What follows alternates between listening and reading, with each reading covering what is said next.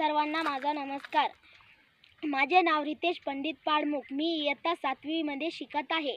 माझ्या शाळेचे नाव जिल्हा परिषद प्राथमिक शाळा हिवरा रोशनगाव केंद्र कारला ताजी जिल्हा जालना।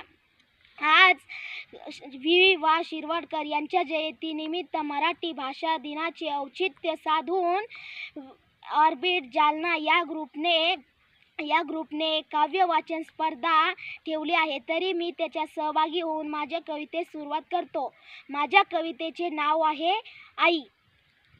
आई एक नाव असतं, आई एक नाव असतं, घरातल्या घरात गजबजलेलं गाव असतं।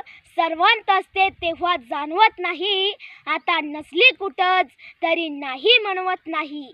जत्रा पांगते पाल उठतात, जत्रा पांगते पाल उठतात, पोरक्या जमिनीतून उमाळे दाटतात। आई मना मनात तशीच जाते ठेवून काही, जीवाला जीवाचंच कळावं असं जाते देऊन काही। आई असतो एक धागा, आई असतो एक धागा, वातीला उजेड दावणारी समईतली जागा, वातीला उजेड दावणारी समईतली जागा। घर उजळतं तेव्हा तिचं नसतं भान, विजून गेली अंधारात की सैरा वैरा धावायला कमी पडतं रान।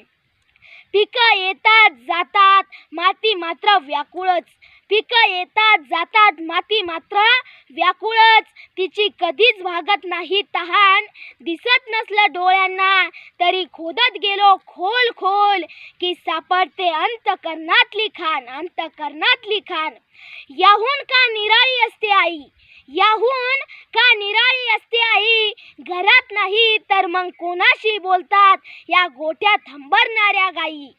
आई खरंच काय असते, आई खरंच काय असते, लेकराची माय असते, वासराची गाय असते, दुधावरची साय असते, लंगड्याचा पाय असते, धरणीची ठाई असते। आई असते जन्माची शिदोरी, आई असते जन्माची शिदोरी, सरतही नाही उरतही नाही, सरतही नाही उरतही नाही। कविता आवडल्यास लाईक, कमेंट व शेअर करा। एवढे बोलून मी माझे 2 शब्द संपवतो।